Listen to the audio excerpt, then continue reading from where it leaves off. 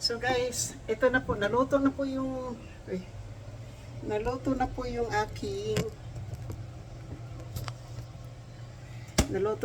aking ano po, ang aking french fry, ano po, yung aking potato o yung aking chicken. Ngayon po yung aking french fries naman po yung aking niluluto. Ayan po. Basta pag ganito po, babaraw mo na lang po yan. Ayan na, 'di ba? Mas french fries na po yan, oh. Oh. Ganyan lang po yan. French fries na, 'di ba? Oh. I-brown pa po ng kaunti yan para magiging malutong. Pero hindi ko po siya kailangan ng ano po, yung ano po tawag nito, yung hindi ko po siya lalagyan ng asin.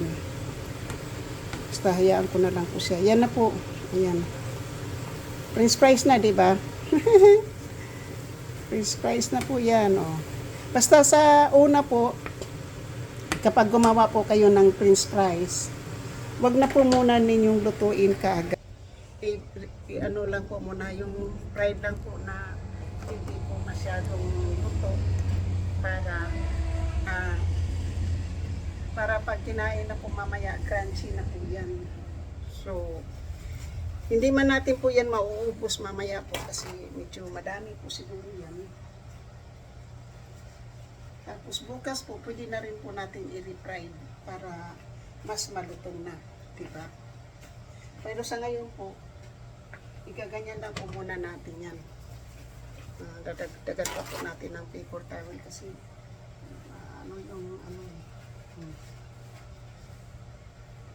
So, yan po ang tapos mayroon po tayong ketchup. Ay, naku, sarap ng ating kain. So, kita ko po sa inyo mamaya kung paano natin lulutuin yan. Naluluto na po natin. I-brown ko po ng kaunti.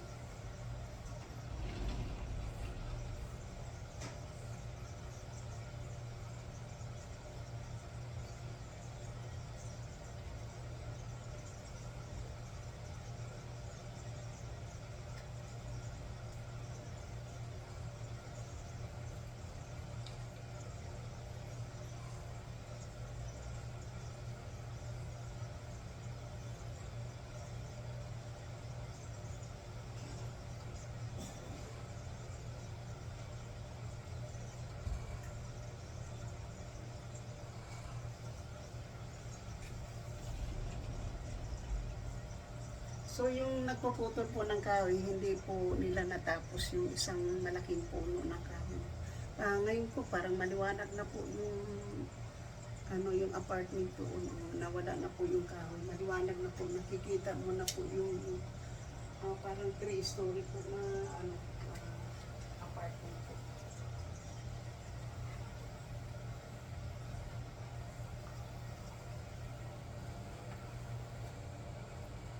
Ito na po, crispy na po yan, di ba? Ganyan na po, ganyan. Pero kunting-kunti pa po para medyo crunchy pa po. Yan na po yung ating french fries. Yes. Una muna, ipa-fried muna yung nang hindi po diretso. Pagkatapos po, luto na kasi po yung kanina. Kaya lang po, gusto ko po siyang malutong. Yan. Yan, crunchy na po yan, oh. Kapag na po yan, luto na po siya, oh. Luto na po siya. Pero, kung iba-brown mo pa ng kaunti po yan, kasi mayroon pong malalaking slice. Kasarap. Tapos mayroong ketchup, karoy. So, ngayon po, magkuha tayo ditong ketchup. Diba? Lalagay natin po yung ketchup natin dito sa kwarto po kasi mayroon tayong chicken, mayroon tayong ketchup, kukuha po tayo ng tubig na ating maiinom.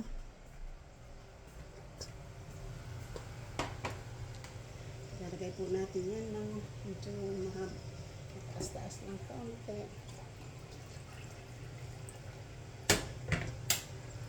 Para ano na po. So, hindi pa po tayo malapit na po.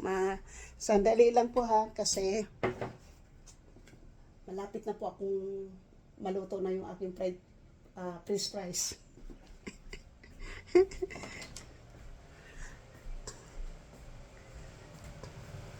Po yung kailangan natin yan, di ba? Yan ang kailangan natin. Yan. Parang ano na siya. Wala na siyang ano po. Yan. Talagang french fries na po siya. Di ba? French fries na po yan. Yan ang french fries na kailangan natin po. Yan. So ngayon po papatayin na po natin yung ating apoy. At aalisin na po natin para makakain na po tayo. Yan. Isurong natin. Iurong natin yung ating ano. Para yes. Yan ang ating french fries.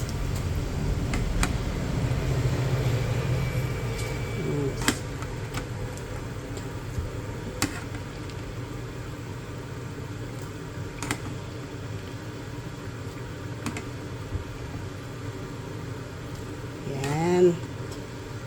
Ganyan lang tayo mag-french fries, di ba?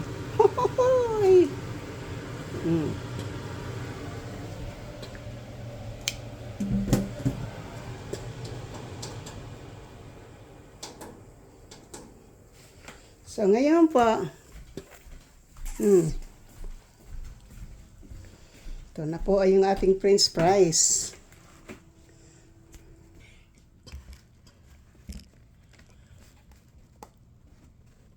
Ayan. So, ilagay natin siya dyan.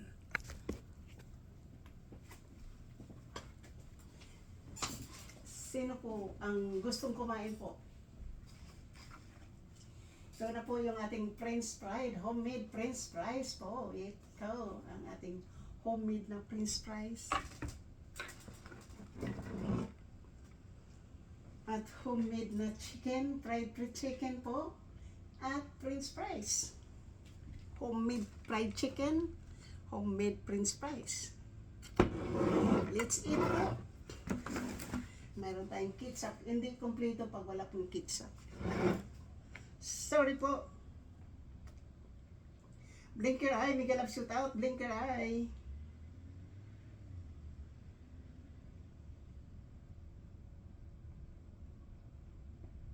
Oops. Hindi pwede. Dito lang tayo. So, sandali lang po. Kukunan ko lang po ng short video. So,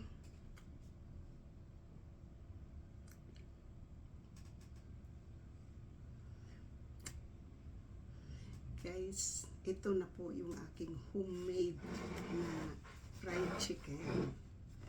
Yan na po yung homemade na fried chicken at homemade na french fries. Yung fried chicken and fried rice po yung atin natin. Para natin naging Jollibee.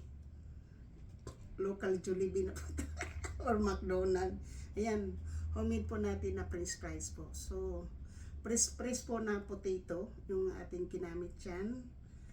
Bali 6 na pirasong maliliit na potato.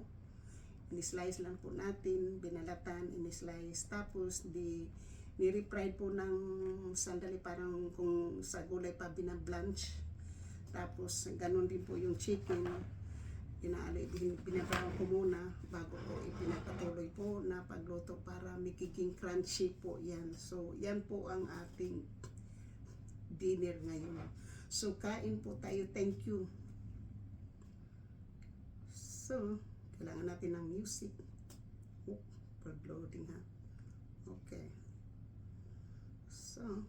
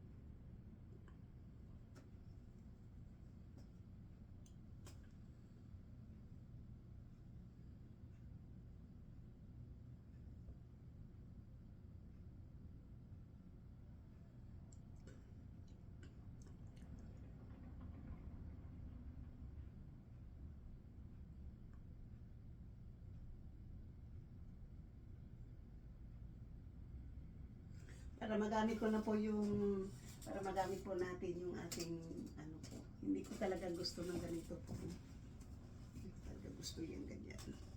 So, kain po tayo. Alam po nyo, ang gagawin ko po, kukuha po ako ng panibagong plato. Sandali lang po, kukuha ko ng maliit na plato po.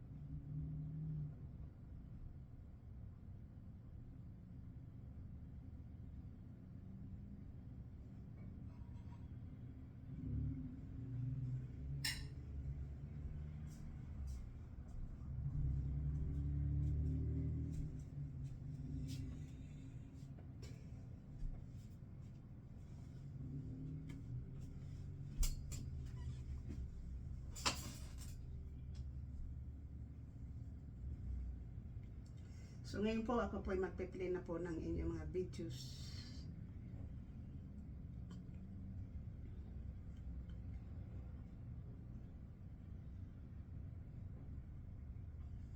So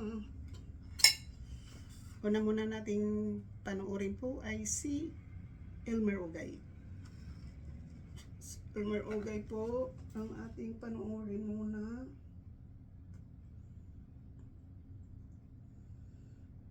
Naglalay pala ito. So, Elmer Ogay, tinapay at lugaw. Tinapay at lugaw, Elmer.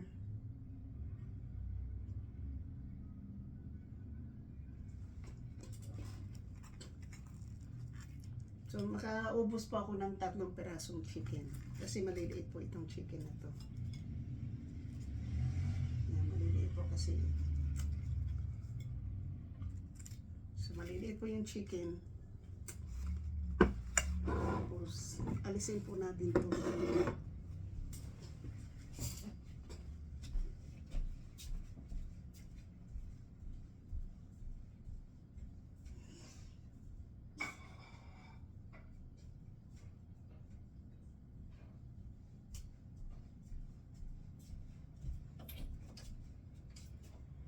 Since tayo lang po mag-isa dito sa loob ng bahay, hindi na po natin kailangan muna isarado yung pintuan.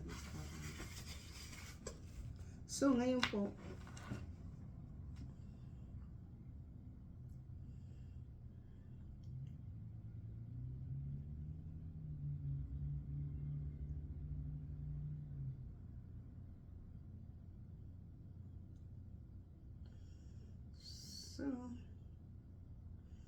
sarap naman ang kain mo, Elmer.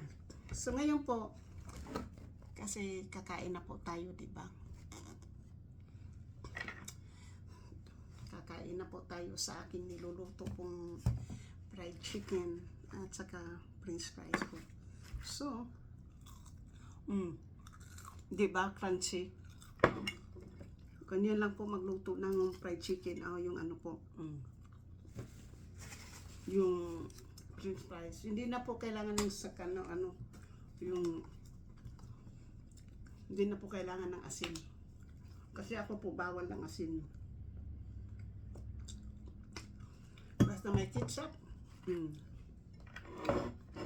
Ito na po yung aking homemade na french fries. Malutong.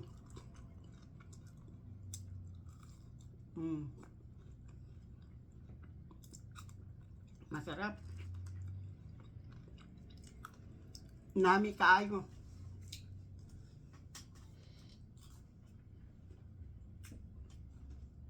Kaya kain po tayo sa homemade na fried chicken at homemade na french fries. Kain po. Malutong.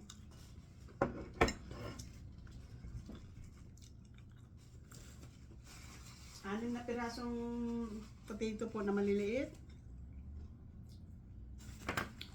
At ito na po, parang large french fries po na McDonald's. Kasi di ba paborito niyo yung mga fried rice, yung McDonald's fried french fries na McDonald's. Ayan po.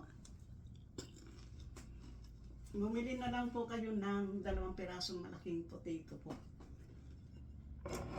Islicein po nyo ng parang parang mas puti, french fries. Tapos una muna initin mo na yung mantika, tapos ilagay yung potato. Para hindi po mangitim, ibabad niyo sa tubig yung potato po. Tapos i-pat dry po nyo ng paper towel. Pagkatapos ng ipapat dry ng paper towel po, dahil mainit na, kung halimbawa nagpa-fried chicken kayo, siyempre mainit na po yung ganun din po yung chicken. Huwag po niyo dahil kagad idiretso na pagluto para maging crunchy po, maging crispy po at moist po sa loob.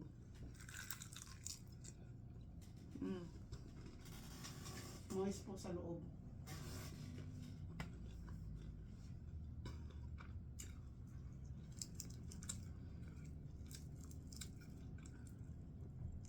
Ito na po yung ating fried chicken po. Ma-crunchy po at saka moist po sa loob. At thank you po sa lahat. Maraming salamat. Shout out po sa mga minamahal ko na mga subscribers, silent viewers, sa mga OFW, kaibigan at hindi kami ganap. Shout out po. At sa muli po, ako po yung magpapasalamat po sa inyo sa lahat kagabi po. Ang ganda po ng views ko po. Hindi ko po yun inaakala. Pero hindi po mabubuo yung aking channel kung wala po kayo. Maraming salamat po. Kayo po ang naging inspirasyon ko. Kayo po ang nabigay po ng bagong pag-asa. Ang pagbablog ko po ay may dahilan. Hindi po ako nagbablog para lang kumita po tayo ng kung siguro sa Pilipinas po ako. Malaki na rin po yung pera na nasusuldo ko po dito, di ba? Pero since nandito po tayo sa Amerika, yung 100 po, wala po tayo masyadong nabibili. Kasi mahal po yung mga bilihin po dito.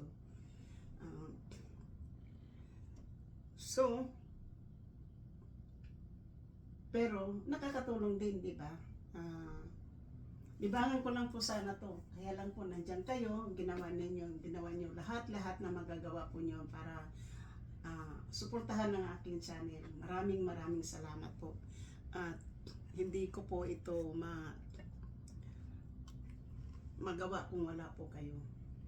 Isang tao lang po yung nagbigay po ng kulay na nung hindi pa po ako na-monetize, hindi pa po ako marunong mag-live, hindi pa po ako marunong lahat. Pasalamatan ko po si Giovanni po. Kasi si Giovanni po yung nagbigay sa akin ng 1,750 na bananas. At yung nagturo po sa akin mag-live po ay si Kapanday. Si Kapanday ay isang mapagkatiwalaan, mabait na kaibigan. Yun po, si Kapanday po. At saka si Boss Ninong po. Yung aking pong mentor po noon. Kilala ko hanggang ngayon po sila Rosmaranan. Ayan. So, hanggang dito na lang po ako. Maraming salamat po. Kasi may maraming salamat po sa lahat. Sana po bigyan po tayo ni Lord ng mahaba pang buhay. Eat healthy, stay healthy, exercise more. Dahil ang katawan natin po ay nangangailangan ng exercise. Baka nagtaka po ako po ay senior citizen na po, nagtatrabaho pa rin. Alam mo, nakita po ako ng aking kaibigan. Sabi niya sa akin, mabuti ka pa, malakas ka pa. Ako, mayroon na po siyang tungkod, mayroon na po siyang, sabi niya sa akin na nagkaroon siya ng heart problem, nagkaroon siya ng bypass. So, ano po yung bypass? Open heart surgery po. Yung niya. Hindi ko lang po alam kung ako po, araw-araw po ako naglalakad papuntang trabaho. Kahapon po, isang buong araw po ako naglalakad sa kalsada. Sakay ng bus. Mula sa dito sa bahay hanggang aking dentist appointment po kahapon.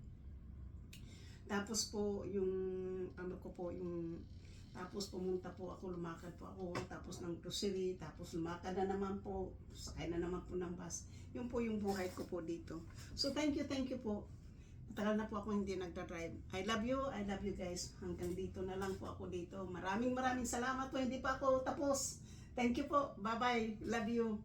Eat healthy. Exercise more. Sabi nga ng doktor ko, 30 minutes a day ang lakad mo. Hindi po ako baka mabalian tayo ng buto, matanda na. Hi! Golden age na po tayo. Thank you po. Bye-bye. Love you.